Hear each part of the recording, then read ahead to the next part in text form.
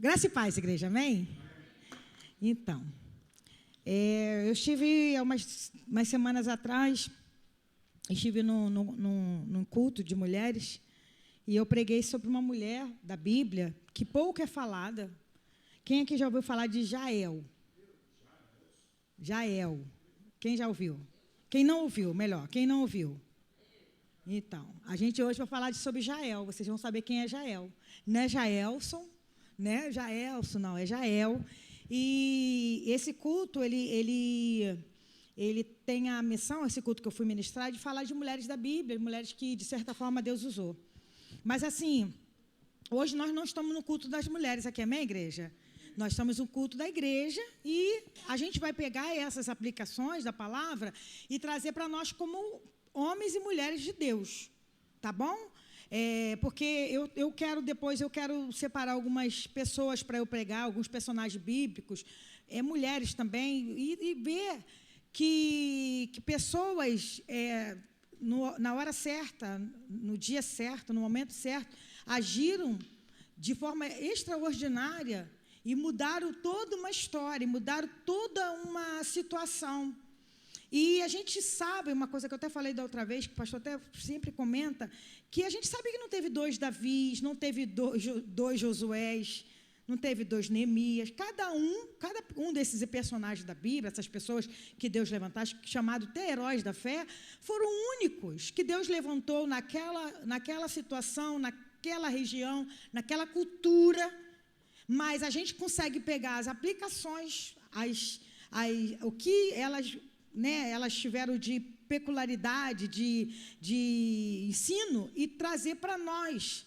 E sentir capacitado pelo Senhor para exercermos o nosso chamado e ministério.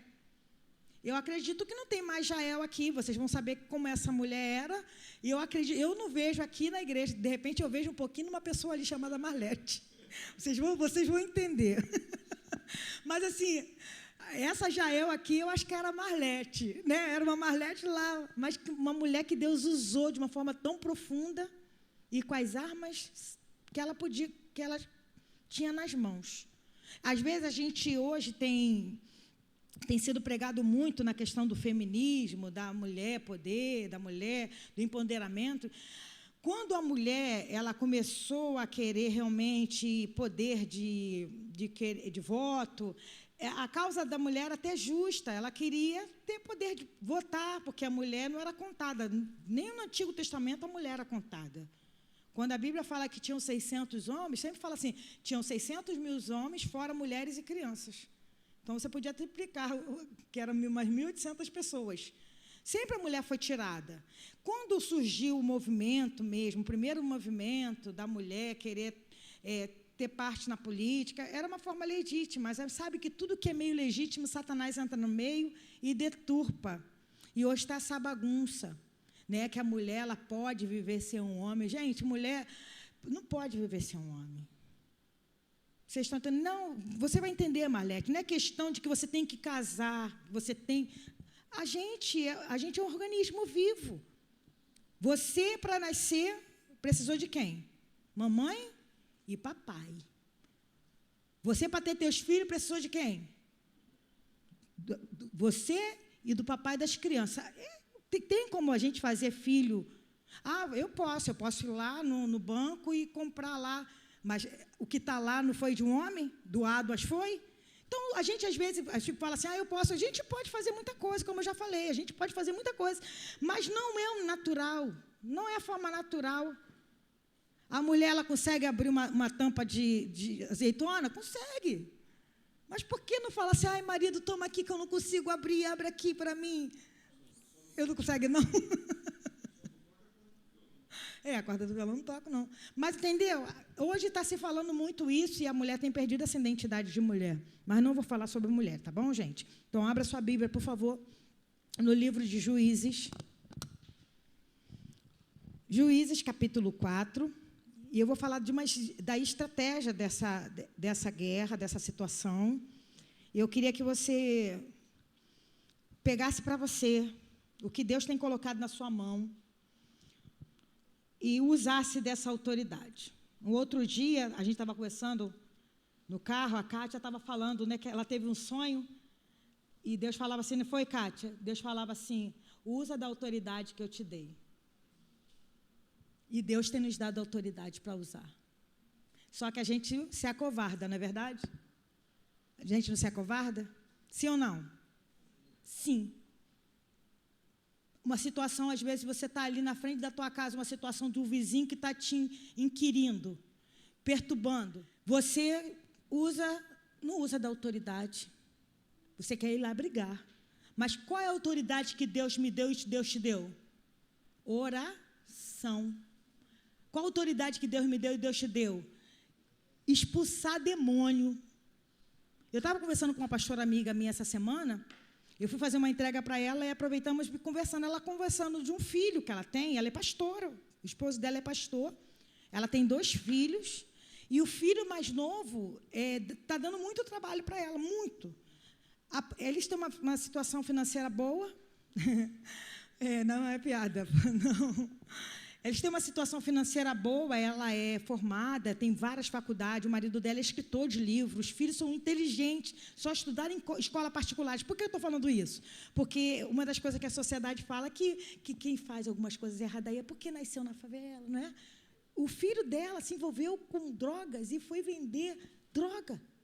Garoto de família, eles moravam, sabe onde? No Recreio. Casa própria no Recreio. E ela falou que foi uma luta muito grande que eles conseguiram reverter a situação daquele menino, ele conseguiu sair daquela situação. Ele só inventa moda, sai de moto, cai de moto, traumatismo craniano, fala para a mãe que caiu de patinete. Aí, quando a mãe vai ver, caiu de moto. E assim, e a igreja aclamando, Esse último dia eu estive com ela contando as afrontas que o filho faz com ela. Aí eu virei para ela e falei assim, amiga, deixa eu falar uma coisa para você. Você está entendendo que essa situação que você está vivendo com o teu filho não é natural?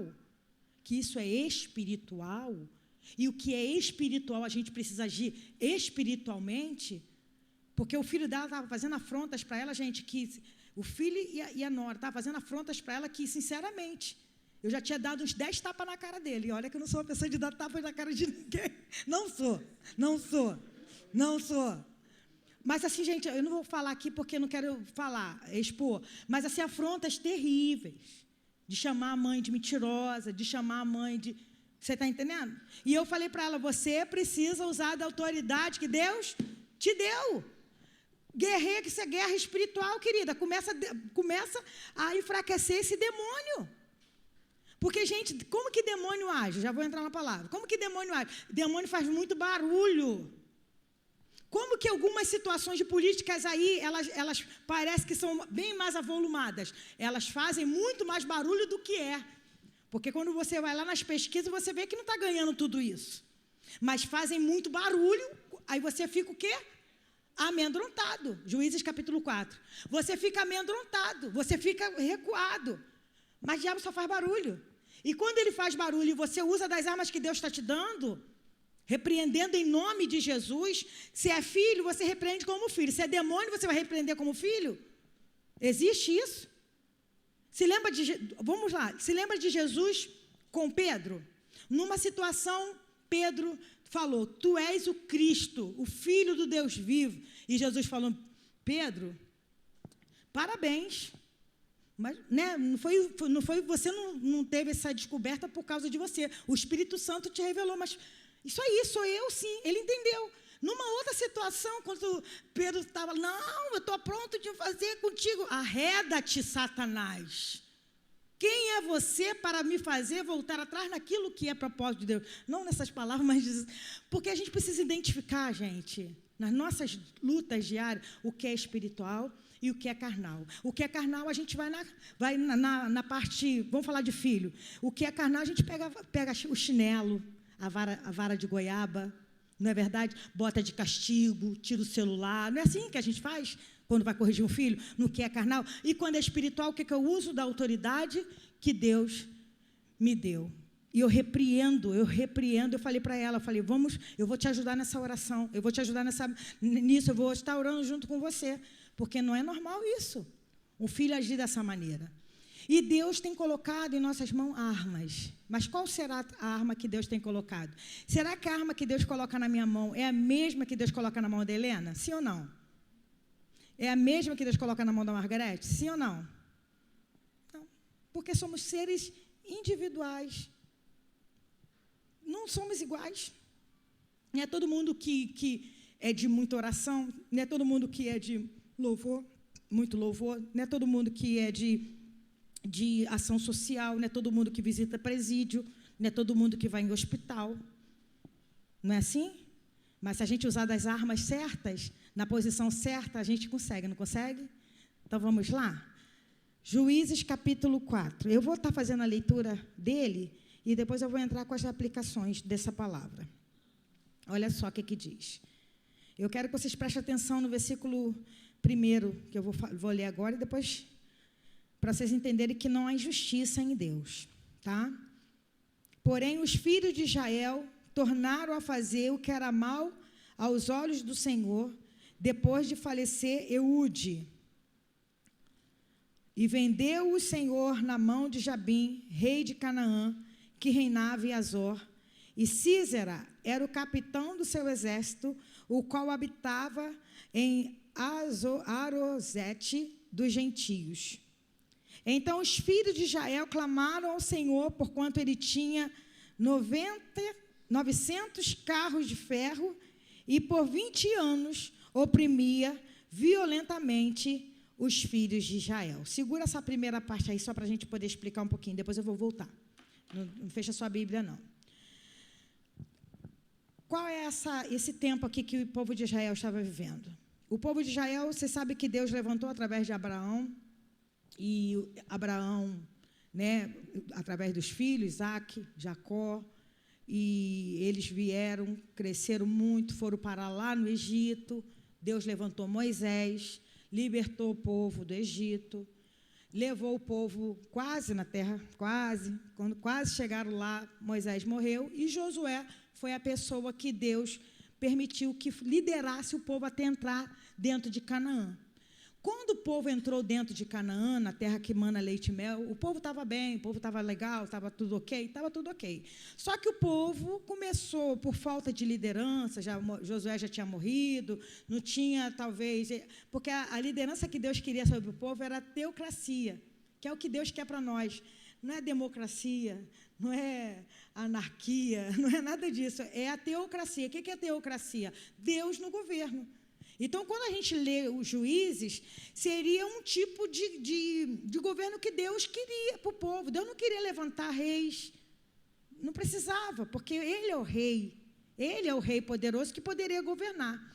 Mas o povo começou a se meter em furadas, começava a fazer coisas erradas, e o que Deus fazia? Permitia que o inimigo entrasse, permitia que o inimigo agisse violentamente e que trouxesse a lembrança deles que eles tinham um pai. E nessa história deles, 20 anos oprimidos, eles começavam a clamar ao Senhor. Mas eles estavam naquela situação por causa de quê? Por causa de pecado. Tinham se afastado do Senhor. Esse pessoal aqui que veio, né, mão de Jabim, mão de Jabim, rei de Canaã, que reinava em Azor, e Sísera era o capitão do seu exército, o qual então habitava em Arosete dos gentios. Cada um desses povos que tinham em volta, eles tinham uma estratégia de guerra diferente. Os assírios pegavam as pessoas, por exemplo, pegavam os inimigos, tirava toda a pele do inimigo, colocava o inimigo pendurado numa estaca para ser morto pelos bichos que comiam. Então, as pessoas viam e ficavam até com medo, porque via aquele pessoal lá pendurado. Tinha outros tipos de governo que pegava o povo, assimilava o povo, juntava o povo, todo mundo junto, só que os impostos ficavam mais caros.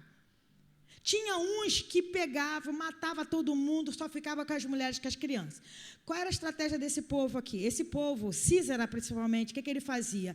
Quando eles entravam nas cidades, uma das coisas que eles faziam era abusar e violentar as meninas virgens daquela cidade.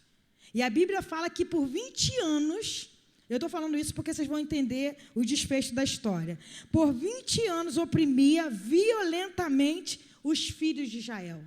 Oprimia violentamente os filhos de Israel. Vamos continuar? Versículo 4.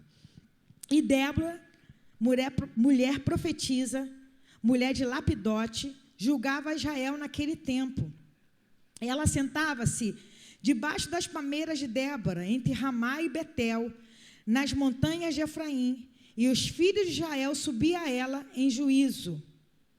E mandou chamar a Baraque, filho de Abinoão, de Quedes de Naphtali, e disse-lhe: porventura o Senhor Deus de Israel não deu ordem, dizendo: vai e atrai gente ao monte Tabor, e toma contigo 10.000 homens dos filhos de Naphtali e dos filhos de Zebulon, e atrairei a ti para o ribeiro de Quizon, a Sísera, capitão do exército de Jabim, os seus carros, e com a sua multidão, e o darei na sua mão. Fica aí, que eu só vou explicar esse pedaço para a gente poder continuar a história.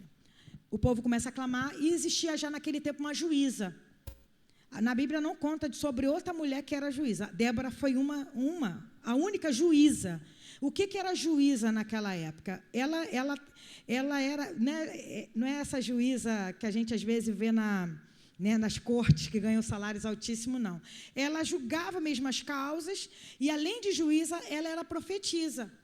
Ela era uma mulher usada pelo Senhor para trazer o entendimento acerca do que devia fazer e do que não devia fazer. Ela orientava o povo juridicamente, ela orientava o povo profeticamente. E ela era uma mulher quê? Uma mulher casada. O marido dela, o nome do marido dela era Lapidote. Ela julgava Israel naquele tempo. E ela julgava onde? Aonde que ela se sentava? Sentava nos palácios? Sentava lá no como que é o nome do lugar onde os juízes ficam? Aqui no Tribunal de Justiça, lembrei. Ela não sentava nos tribunais de justiça, sabe por quê? Não podia mulher se sentar nesses lugares. Ela ficava debaixo de uma árvore julgando. Por quê? Aí já fica um ensinamento para a gente. Quem quer, faz. Às vezes a gente não bota um monte de empecilho para fazer a vontade de Deus, não é assim que a gente faz? Ah, mas eu não sei falar. Ah, mas eu tenho dificuldade. Ah, mas eu não estudei. Ah, quem quer, faz. Longe aonde eu não quero ir, difícil é o que eu não quero fazer. Ela julgava debaixo de uma árvore. Sentava lá na árvore e o pessoal chegava, uma árvore alta, inclusive, acredita-se que ela tinha no mínimo 60 anos, no máximo 90 anos, 20 anos que ela estava julgando. Ela subia para aquela árvorezinha lá, querido, para julgar o pessoal, e o pessoal ia ao encontro dela. Porque, além de juíza, ela era profetisa. Além de juíza e profetisa, a Bíblia fala que, no capítulo 5, que ela era por mãe de Israel, era como se fosse uma mãe, uma mulher posicionada, gente. Uma mulher posicionada em Deus é uma coisa mais linda que existe. É extraordinário. Porque ela não procura, assim, defender as suas causas. Ela defende a causa do Senhor. Então, nessa situação, nesse problema, ela chama Baraque, que era o rapaz que comandava ali o exército, e fala que Deus tinha uma missão, que Deus estava querendo dar vitória. Olha, junta o pessoal aí da tribo de Naphtali, da tribo de Zebulon, porque Deus vai dar vitória. Vamos continuar para a gente entender? Versículo 8, olha o que Baraque fala. Então lhe disse Baraque: se fores comigo, irei. Porém, se não fores comigo, não irei. Baraque estava falando assim: tá bom, eu estou entendendo que Deus está dando para a gente essa vitória. Estou entendendo que a gente tem que ir. Mas ele fala assim para aquela mulher, um comandante do exército, que tem uma galera com ele, tem um monte de gente com ele, um homem forte, um homem que tem posicionamento, mas ele entende que aquela mulher, ela é a própria representação de Deus, porque ele fala para ela assim: se você não for comigo, eu não vou. Se você for, eu vou. Não é porque ele estava se acovardando, porque tem algumas pessoas que pregam que ele era um covarde. Não, gente. A gente precisa gostar com gente que é cheia de Deus, sabe? A gente precisa ficar perto de pessoas que te elevam, pessoas que te ajudam a ficar mais perto de Deus. E ele sabia que ela era uma voz profética. Ele sabia que ela não sabia nem usar, ela não era guerreira. Ela era profetisa e juíza. Mas ele entendia que aquela mulher representava o próprio Deus. Ela falou: se você for, eu vou. Se você não for, eu não vou. Eu me lembro até de Moisés, que Moisés fala: se a tua presença não for comigo, nem me faça subir deste lugar.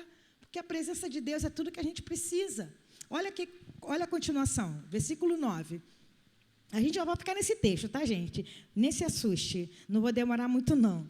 E disse ela: certamente irei contigo, Olha o que ela está falando. Porém, não será tua honra da jornada em que empreenderes, pois a mão de uma mulher o Senhor venderá a Sísera.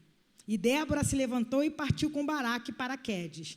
Ela já tinha recebido de Deus uma orientação, de que não seria, que Deus mataria o Sísera, que era o comandante do exército inimigo, através da mão de uma mão, a mão de uma mulher, de uma mãe não, de uma mulher.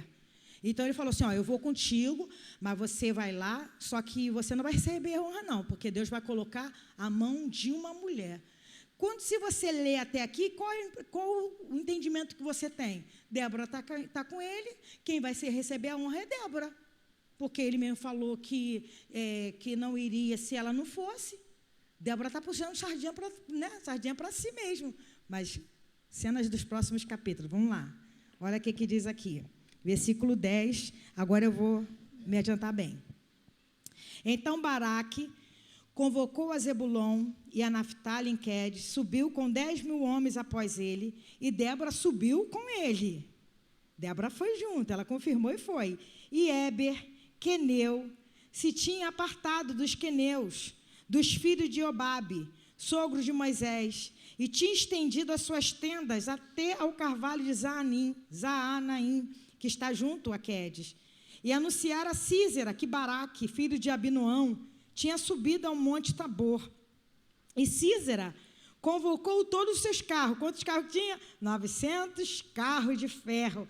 E todo o povo que estava com ele, desde Arosete dos gentios até o ribeiro de Quizon, uma multidão de gente. Então disse Débora a Baraque, levanta-te, pois este é o dia que o Senhor tem dado a Sísera na tua mão. Porventura o Senhor não saiu adiante de ti? A mulher profetiza, a mulher que tem Deus, a mulher que é cheia da graça de Deus, é aquela mulher que lembra das promessas de Deus, é aquela mulher que incentiva, é aquela mulher que fala, homem, levanta. Às vezes a gente tem tanto problema com isso, a gente quer mostrar tanto para as pessoas que a gente é alguma coisa. Não precisa, a mulher sábia edifica a sua casa, a tola com as próprias mãos a destrói. Não tem a história que atrás de um grande homem existe uma mulher? Nem é atrás não, é do lado. Não uma disputa, você está entendendo? Eu vou ficar disputando com o Dudu. Não, Dudu, eu canto mais que você. Aí, Dudu, não, mas eu prego mais. Não, porque eu trabalho mais que você. Não, eu que trabalho mais. Aí fica... Casal tem que ter esse tipo de disputa? Não é burrice? É burrice. Porque casamento é um. E serão os dois uma só carne. Então, o que Dudu conquista, eu conquisto. O que eu conquisto, Dudu conquista. O que a gente constrói, Dudu pregou até isso lá para a Emily. É o tempo de vocês construírem junto. Ó, vai junto, vocês. Sem interferência de fora. Casamento é isso. Você constrói junto. Aí Paulinho vai ficar falando para a Lúlia, o carro é meu. A Lúlia, mas eu não sei, o carro é do Dudu. Entende? Fica, pessoa, se a gente entra nessa briga, mas uma mulher cheia da presença de Deus, incentive seus maridos, mulheres. Incentive. Eu não te incentivo, nego? Para de palhaçada, hein? Incentive, fala, não, você consegue. Mesmo que você pense assim, eu acho que eu não consigo, não, mas você incentiva, porque o homem, gente, o homem, né, o homem, ele precisa de uma força. Está entendendo?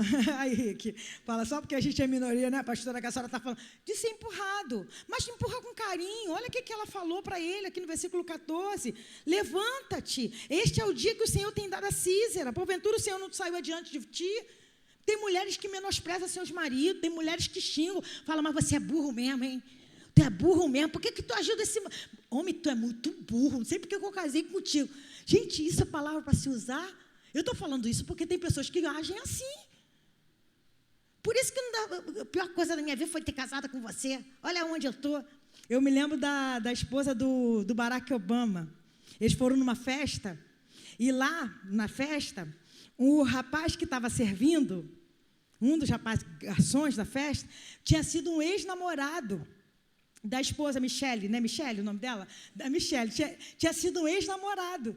Aí... o Obama tocou nela, você viu? Se você não tivesse casado comigo, tivesse casado com ele, olha onde você estaria. Ela olhou para ele e falou assim, não, querido, ele seria o presidente da República. Porque a mulher, ela tem esse poder em Deus, gente, em Deus. É em Deus.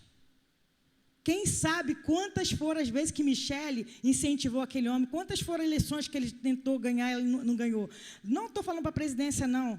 Lá para as partes lá que eu não entendo muito do governo dos Estados Unidos. Vamos lá, tu consegue, vamos lá, vamos fazer assim, vamos fazer a estratégia assim. Uma mulher estrategista, a mulher é estrategista, tem que usar de boa essa estratégia, tem que usar com sabedoria. E Débora falou, vai lá, levanta-te, homem. Gente, eram 900 carros de ferro, era muita coisa. Ele botou chamou uma galera de um lugar para outro imenso. Aqui fala que desde a Rosete dos Gentios até o Ribeiro de Quizon, muita gente. Mas ela chegou para ele e falou, 14, eu vou ler novamente. Então disse Débora a Baraque, levanta-te, porque este é o dia que o Senhor tem dado a Sísera na tua mão. Porventura o Senhor não saiu adiante de ti? Baraque, pois, desceu do monte Tabor, e 10.000 homens após ele. E o Senhor derrotou a Sísera, e a todos os seus carros, e a todos os seus exércitos, a fio de espada, diante de Baraque. E Sísera desceu do carro e fugiu a pé. E Baraque perseguiu os carros e os exércitos até a Arosete dos gentios. E todo o exército de Sísera caiu ao fio da espada, até não ficar um só. Mas ainda ficou comandante. Versículo 17. Porém, Sísera fugiu a pé à tenda de Jael. Aí, Jael. Olha ela aí. Quem era Jael, gente? Mulher de Éber. Quem era Éber? Versículo 11. Pode voltar até ali, Lourdes, fazendo favor. Quem era Éber, esposa? Éber, queneu, se tinha apartado dos queneus, dos filhos de Jobabe, sogro de Moisés. Então, Éber era da descendência do sogro de Moisés.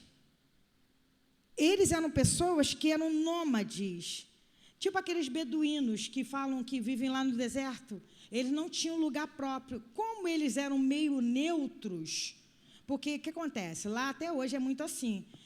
As pessoas elas têm que se associar para um proteger o outro.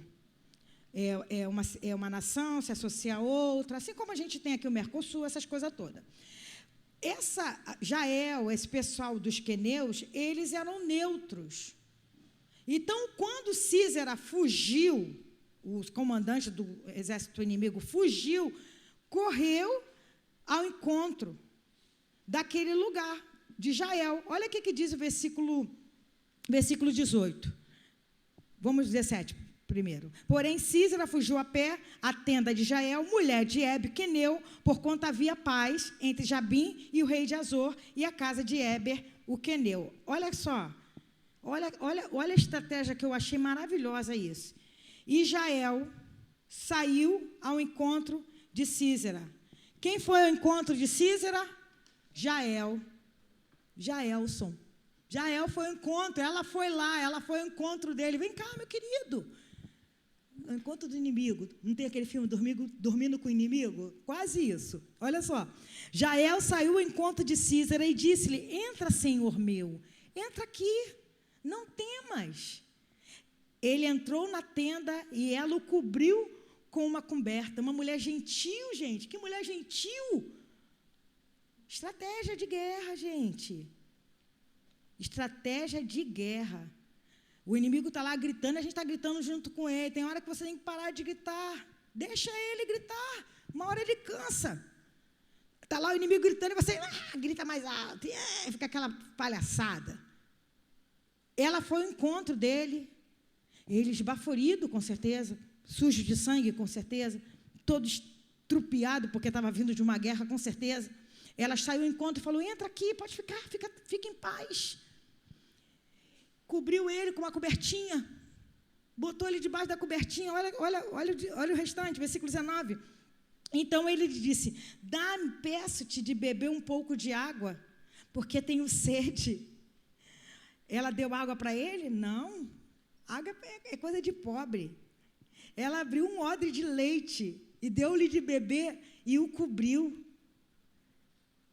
E ele lhe disse, põe-te à porta da tenda E há de ser que alguém vier e te perguntar, há aqui alguém? Responderás, então, não. Olha só, gente, olha a estratégia. Então, Jael, mulher de Hebe, tomou uma estaca da tenda e lançou mão de um martelo.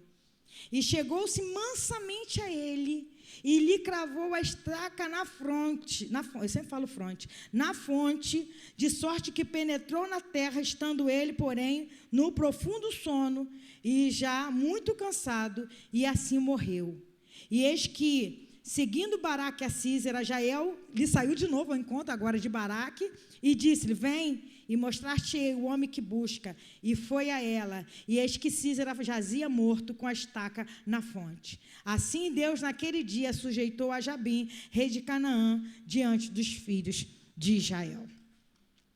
Como que esse pessoal trabalhava? Esse pessoal que vivia no deserto, os nômades. Eles tinham o costume de montar as suas barracas. E quem costumava montar as barracas? Os homens? Não. As mulheres. Por isso que eu falei que é tipo Marlete, que pega mesmo lá a enxada, né, Marlete? Pega a enxada, pega a pá, tiver que plantar, tiver que pegar a bicicleta, tiver que andar. Mulher cheia de decisão. Quem manuseava para montar a barraca era a mulher. E como que as barracas eram montadas? As barracas eram montadas com estacas e com martelo. Sabe quanto tempo Jael passou a vida dela martelando estaca, desmartelando estaca para desmontar e montar a casa? Não sei quanto tempo, mas foi pouco tempo, não. Quem aqui gosta de ficar montando... Vamos lá, Kátia, você que está trabalhando na feira, você gosta de montar e desmontar a feira para no outro dia você ter que montar e desmontar de novo? É chato pra caramba. Imagine se você trabalhasse todos os dias fazendo isso. Que as feiras têm uma data, tem um dia.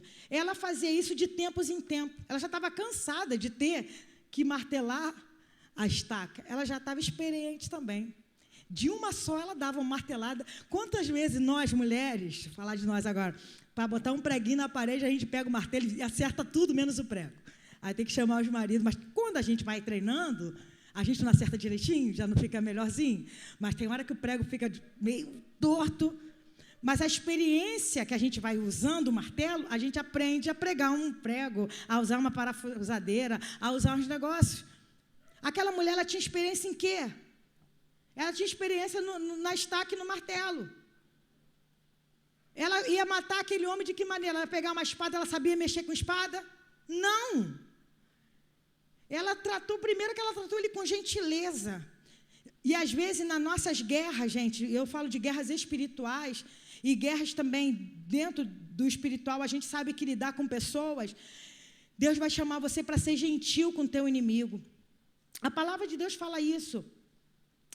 Lá em Provérbios, ele fala assim, se teu inimigo tiver fome, dá-lhe de comer, se tiver sede, dá-lhe de beber. Porque assim amontoarás brasa viva na sua cabeça. O que é essa questão da brasa viva? Quando eu estava estudando essa palavra, queria entender. Como assim? Se o teu inimigo tiver fome, dá-lhe de comer, tiver sede, dá-lhe de beber, e você vai amontoar brasa viva. Eu entendi. O autor, né, lá, aquelas pessoas que ajudam a gente com Bíblias anotadas, ele estava falando o seguinte, que quando você retribui alguém que te fez mal com bem, você coloca um ponto de interrogação na cabeça da pessoa. Poxa, eu fiz tão mal para ela, por que ela está me tratando bem desse jeito? É como se você botasse brasas vivas, tipo assim, a pessoa fica assim, meu pai, como assim? Falei mal dela, fiz fofoca com o nome dela, estou devendo ela, xinguei ela, bati nela, roubei isso dela e ela está me tratando bem. Fica com aquele ponto de interrogação. Existem situações na nossa vida que Deus vai nos fazer usar assim. Por isso que o pastor estava falando de perdão aqui. E eu nem gosto quando ele fala isso, porque tem um monte de gente me devendo. Aí, quando eu penso na minha dívida, que é maior, eu falo assim, como que eu vou cobrar as pessoas que estão me devendo? Minha dívida para com Deus é muito maior e Ele me perdoa. Vocês estão entendendo, igreja? Não estou falando que você não vai cobrar, não, tá? Porque isso faz realmente a gente entender que a gente está aqui para servir ao Senhor, que a gente está aqui para ajudar as pessoas, que a gente está aqui para viver Cristo. Quando aquela mulher pegou a estaca e pegou o martelo e deu leite, né? Primeiro ela deu leite, primeiro ela chamou, segundo ela cobriu, ele pediu água, ela deu leite, para ficar bem pesadinho, estava cansado, né? Já beberam leite morninho, como diz o Carlinho? Leitinho morninho. Ele bebe o leitinho morninho dele, o que acontece? Ai, dá aquela soneira, não é assim, gente? Eu não gosto muito de leite morninho, não, mas quando está naquele tempo friozinho, você tomar um chocolate quentinho, não é aquela coisa que te abraça? Ela fez isso com ele, ela deu aquele abraço com leitinho morninho. E aquele homem apagou. E ela foi lá devagar, ela foi lá, porque se aquele homem levanta, ela estava frita, porque com certeza ele era muito forte. Mas ela foi lá devagar de uma só, de uma pancada só. Matou. Numa pancada só. O problema da gente está aí. A gente faz tanto barulho também, o inimigo faz barulho lá, a gente faz barulho daqui, que a gente, às vezes, perde tanta energia. E tentando acertar. E tenta, sabe? Fica naquela luta. Espera. Ora. Pede a Deus as armas. Deus vai te conduzir naquilo que Ele tem para a sua vida e para a minha vida. E para terminar, lê para mim aqui, bota aí para mim, Luli, fazendo favor, é Juízes 5, 24 em diante. Olha o que diz. Bendita seja entre as mulheres Jael, mulher de Heber, o queneu. Bendita seja entre as mulheres nas tendas. Água pediu ele. Leite lhe deu ela. Em prato de nobre lhe ofereceu manteiga. A estaca estendeu a sua mão esquerda e o martelo dos trabalhadores à sua direita. E matou a Sísera e rachou-lhe a cabeça quando lhe pregou e atravessou as fontes. Versículo 32. E sossegou a terra 40 anos. Você está entendendo? Uma mulher que sabia do que Sísera já fez, porque ninguém fica feliz quando você ouve falar de um pedófilo. Quem fica feliz quando ouve falar de um pedófilo? De alguém que abusa de criança, de uma virgem. A vontade que a gente tem é qual? Não é? Mas é. Sísera fazia isso, gente. Pedófilo.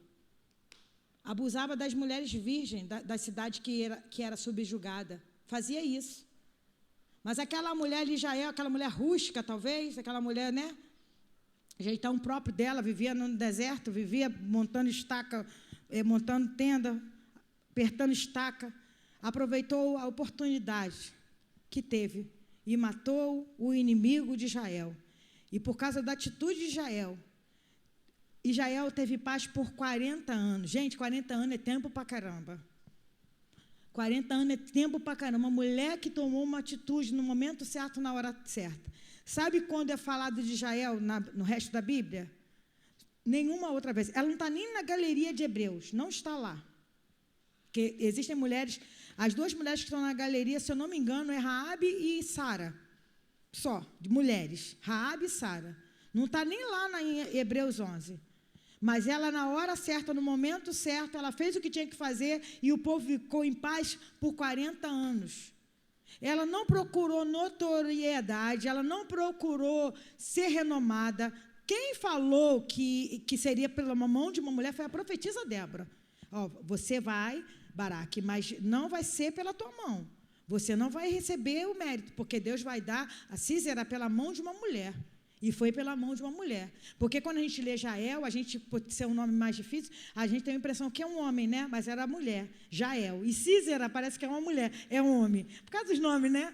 Deus deu a vitória na mão de uma mulher posicionada. Ela não precisou sair de casa, ela não precisou ir lá no terreno do inimigo. Existem situações que você vai ter que ir? Tem. Mas no caso dela, ela não saiu de casa, ela só foi ao encontro dele, vem para cá, meu querido, vem cá, entra aqui, vem cá. Cobriu ele, uma coberta, deu leitinho morninho. Esperou ele dormir de roncar. Quando ele começou a roncar, ela é a hora. É agora. E foi lá. Numa vez só, pum, numa vez só. E Deus tem nos dado as armas, igreja. Tem coisas que você vai ficar bastante tempo lutando? Tem. Mas tem coisa que vai ser numa vez só. Amém, igreja? Numa vez só. Numa vez. E você vai vencer para a honra e para a glória do Senhor e ainda vai trazer paz para muitas pessoas. Em nome de Jesus. Amém, pastor?